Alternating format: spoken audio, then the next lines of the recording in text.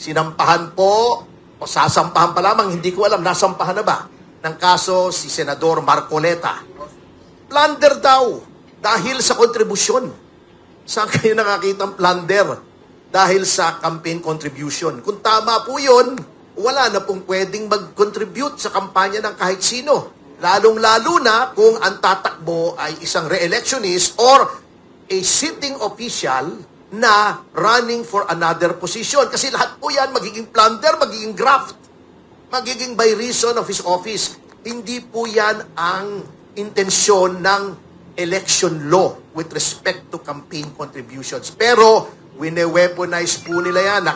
In the known universe, yung threat ni Senador Lacson na perpetual ba? Ano ba yung term na ginamit niya? Forever walk out. Ibig niyong sabihin, pagka ang minority ay hindi nila makuha ang kanilang gusto, sisirain nila, wawasakin nila yung legislative process by depriving the Senate of a quorum. Hindi ba sila'y hinalal ng milyon-milyon para maging kinatawan? How can you represent the people if you're walking out? How can you discharge legislative functions if you're walking out? Of course, may mechanism. Ang tingin ko dyan, they're trying to force the issue eh. Kasi, under Senate rules, under the rules of any legislature, hindi mo pwedeng i-deprive ng quorum forever ang legislatura. Wala pong tirani rito. Puro kahipokrituhan, puro demagoguery ang pinagsasabi ng minority. Ngayon, I challenge Senator Lacson. Kasi isa pang ipokrito yan eh. Surrender siya kay Bato. Unang-una, pumirma yata siya dun sa Resolution 44, di ba? Si Ping. O, pagkatapos surrender, hindi naman siya sumurrender noon. Nagtago siya. O, yung all those calling for the surrender of Senator Bato are hypocrites. Because yung sina Teddy Casino, sina Lisa Masa, noong 2006, ewan ko kung buhay na yung iba sa inyo rito, nagtago yan ilang linggo sa loob ng House of Representatives. Diba? Tignan nyo yung mga news reports. Pinagmalaki pa ni Lisa Masa, doon na daw siya naglalaban ng panty sa loob ng House of Representatives, sa lababo. To evade arrest. Si Trillanes, ganun din. Si De Lima, 2 araw yan nakiusap. I was there. Kasi kami yung ng VACC yung nag-file nung Bilibid drug case. We were there nung isa-serve yung warrant, nakiusap si De Lima, baka pwedeng 2 days muna ako rito to wind up. Hindi siya pinasok. Walang nagpumilit pumasok doon para arestuhin siya. Now they're calling for surrender. They are justifying yung pagpasok sa Senate. Ang kakapal ng mukha nitong mga to eh. Pakita nyo yung tunay na mukha nyo sa sambayan ng Pilipino. Forever mag-walk out kayo. Sige. Pakita nyo, show your true colors. Ganyan naman kayo, pikon kayo eh. Pag kayo majority, okay lang. Pag kayo minority, hindi okay. Nais po naming ihayag ang aming pagkabahala, ang aming pagkadismaya sa mga pangyayari na nagaganap po ngayon tungkol po sa ating Senado. Unang-una pong nais naming kondenahin ay yung suspicious timing ng paghahain ng mga kaso laban sa mga senador na identified sa majority.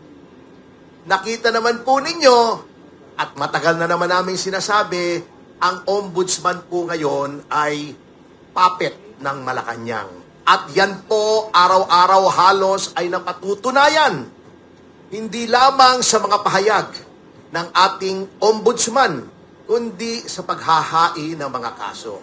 Nakita nyo naman po na bagamat laging nakaamba noon as a veiled threat yung mga kaso laban sa mga ibang senador, noong nagkaroon lamang po ng polarization, ng bagong polarization into majority, new majority, and new minority, biglang sunod-sunod na naghain ng mga kaso. Sinampahan po, o sasampahan pa lamang, hindi ko alam, nasampahan na ba, ng kaso si Senador Marcoleta. Plunder daw, dahil sa kontribusyon. Saan kayo nakakita ng plunder? Dahil sa campaign contribution. Kung tama po yun, wala na pong pwedeng mag-contribute sa kampanya ng kahit sino. Lalong-lalo na kung ang tatakbo ay isang re-electionist or a sitting official na running for another position. Kasi lahat po yan magiging plunder, magiging graft, magiging by reason of his office. Hindi po yan ang intensyon ng election law with respect to campaign contributions. Pero wine-weaponize po nila yan. Nakita nyo naman ang collusion between supposedly independent bodies, constitutional bodies at ang executive.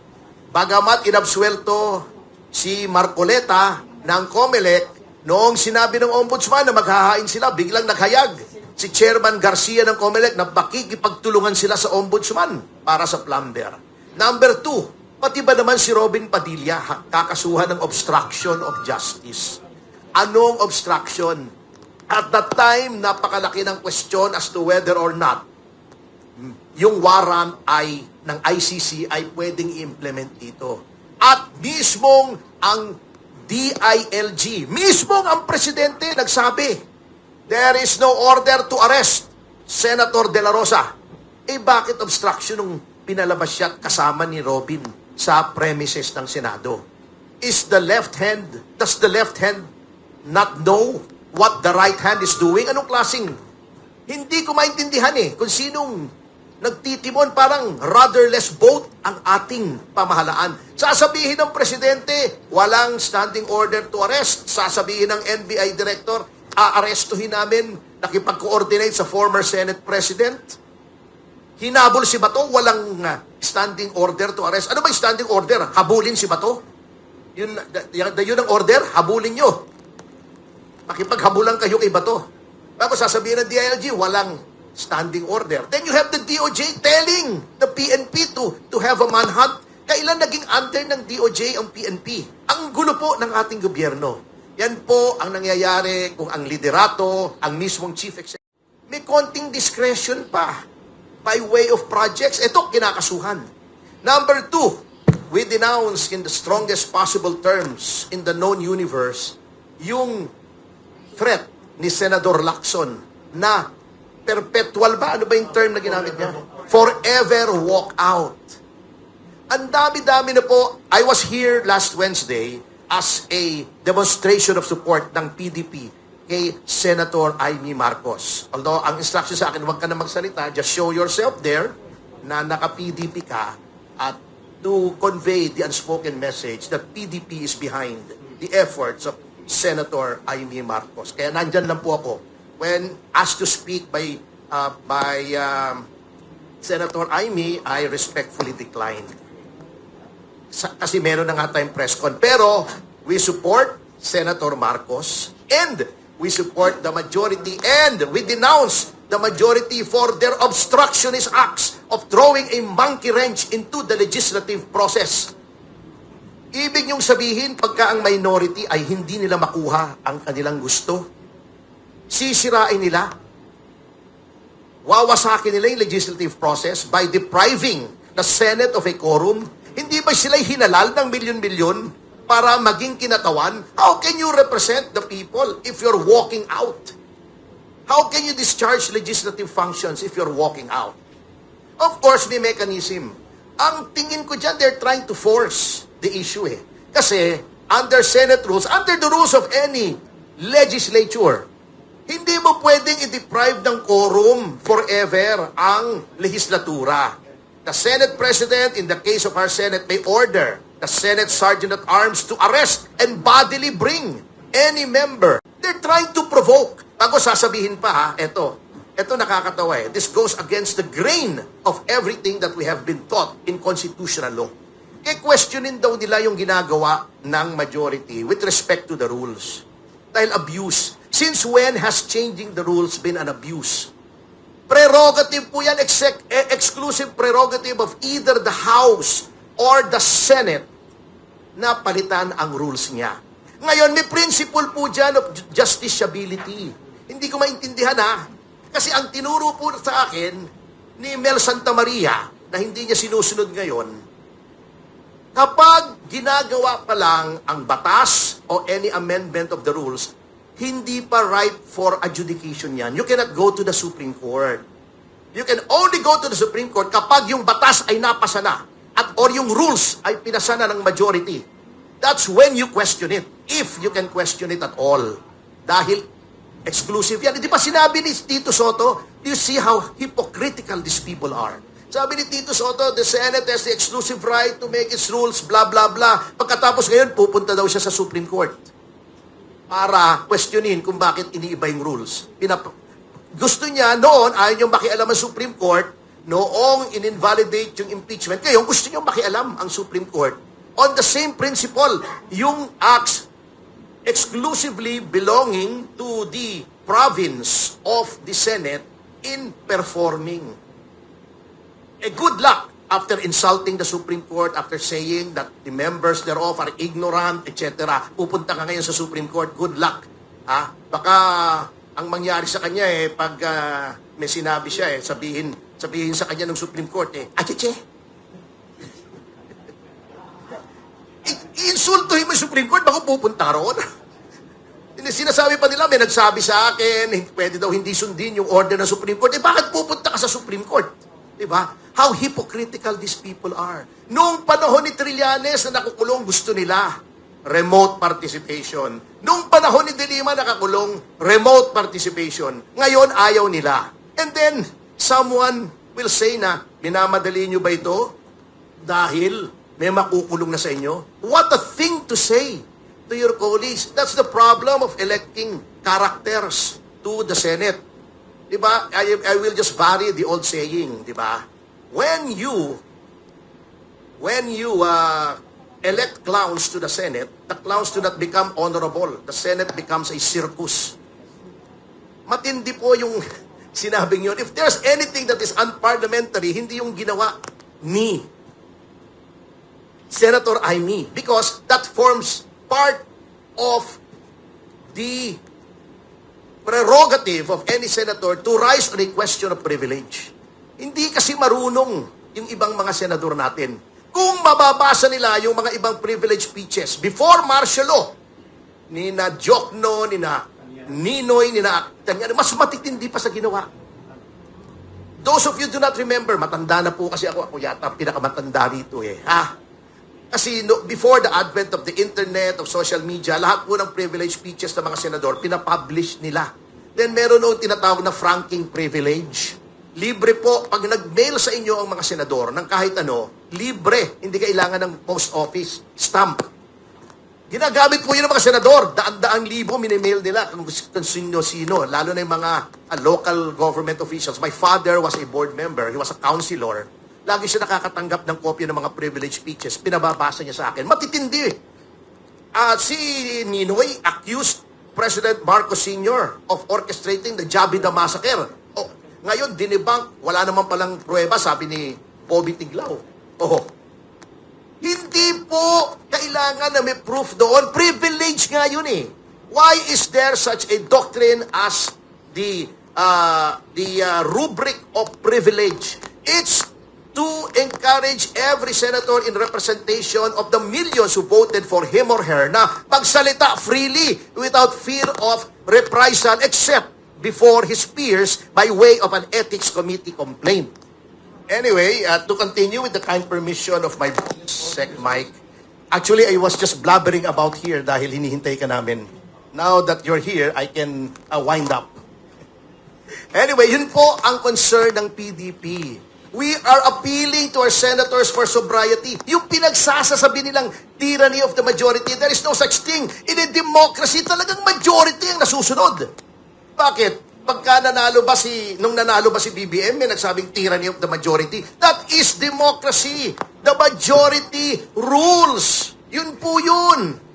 Wala tayong magagawa doon. Those are the rules. And the rules of the Senate are subject to amendment at any time by the will of the majority.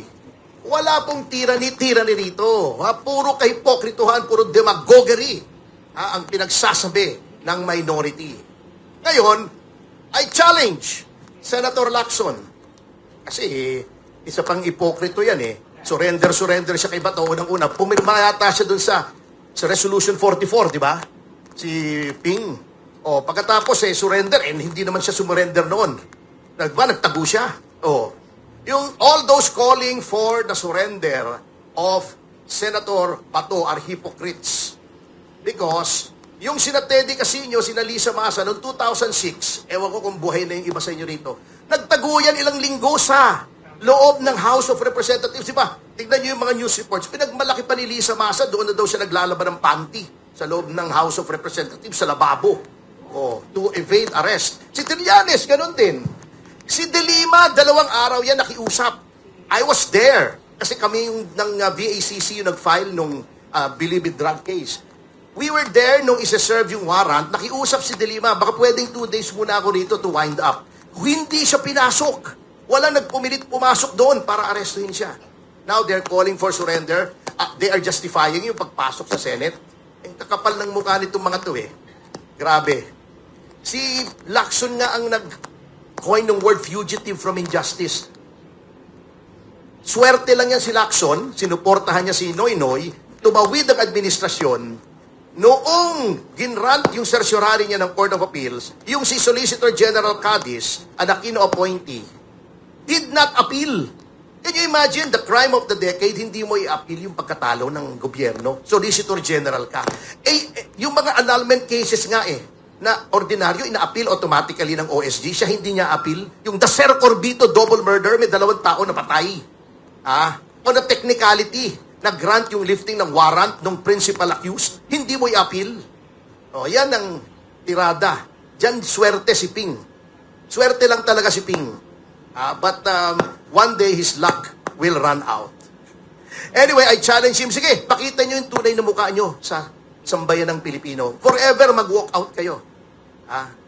Sige. Pakita nyo, show your true colors. Ganyan naman kayo, pikon kayo eh. Pag kayo majority, okay lang. Pag kayo minority, hindi okay. And to end this tirade, I wish to announce that after this, I am proceeding to the Supreme Court to file a case for indirect contempt against Representative Sara Ilago, na isa pang hipokrito.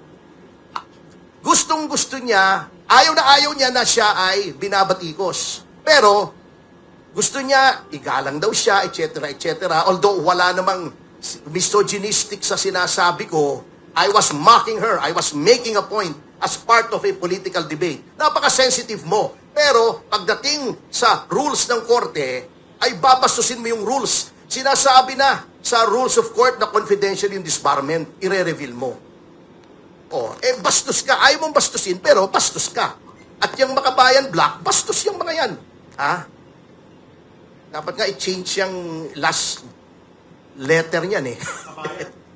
Hindi, letter G. No, anyway.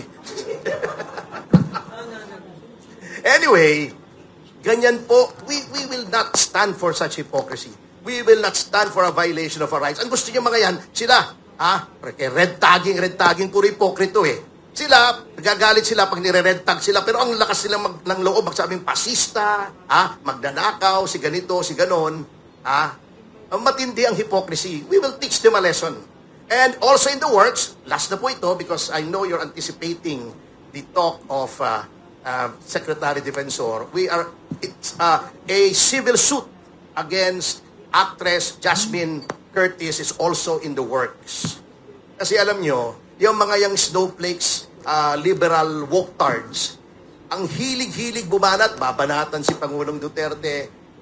Pagka sasabihin nakakadiri si Suntay, pag sila ang kino-call out, nagagalit sila, nagdedemanda sila. Let's give them a dose of their own medicine. Hindi pwede yan.